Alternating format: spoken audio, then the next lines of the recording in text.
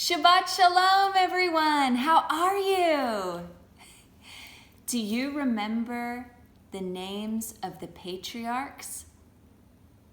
Yes, Abraham, Isaac, and Jacob.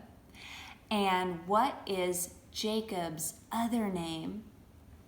That's right, it's Israel. And how many sons did he have? Yes, 12. And they became the 12 tribes of Israel. During the famine, where did they move? Yes, that's right, Egypt. They moved to Egypt, where Joseph was. Sometime later, Joseph was told, "Your father is ill." So he took his two sons, Manasseh and Ephraim, along with him. When Jacob was told, "Your son Joseph has come to you," Israel rallied his strength and sat up on the bed.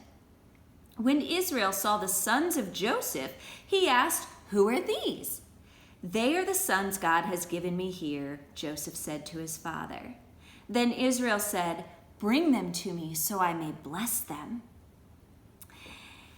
And Joseph took both of them, Ephraim on his right toward Israel's left hand, and Manasseh on his left toward Israel's right hand, and brought them close to him.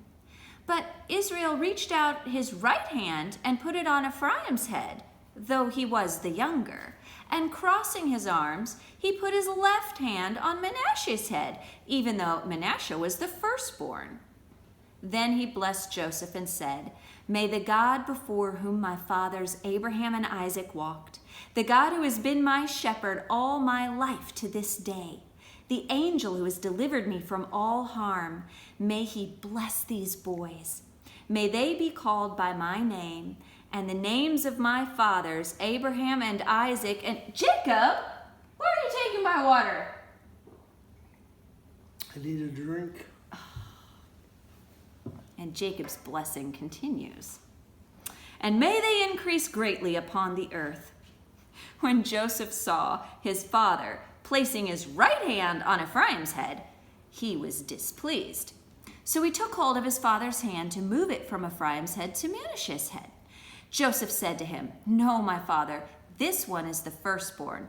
Put your right hand on his head."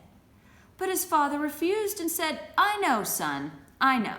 He too will become a people, and he too will become great. Nevertheless, his younger brother will be greater than he, and his descendants will become a group of nations." He blessed them that day and said, "In your name will Israel pronounce this blessing. May God make you like Ephraim and Manasseh." So he put Ephraim ahead of Manasseh.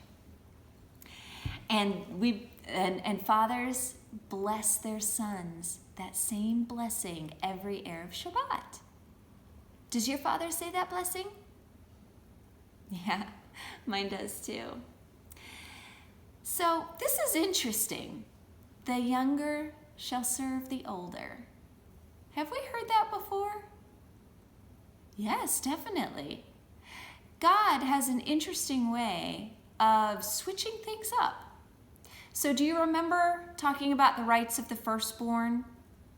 But it seems like time and again, God chooses a younger son instead of the firstborn. Think about Cain and Abel, Ishmael and Isaac, and of course Jacob and Esau. And here he does it again. So another place where we hear this is in 1 Corinthians chapter 15.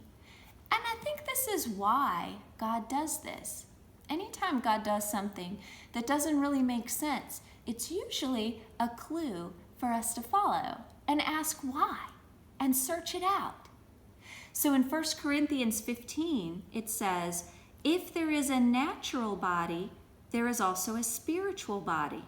So it is written, the first man, Adam, became a living being, the last Adam, a life-giving spirit." Who's the last Adam? Yes, it's Yeshua. So the first Adam was made from, do you know what Adam was made from? The dirt.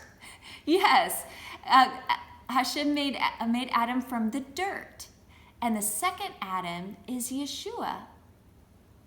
And he was human and he was God. He is spirit. He's the second Adam. The spiritual did not come first, but the natural, and after that the spiritual. The first man was of the dust of the earth, and the second man from heaven.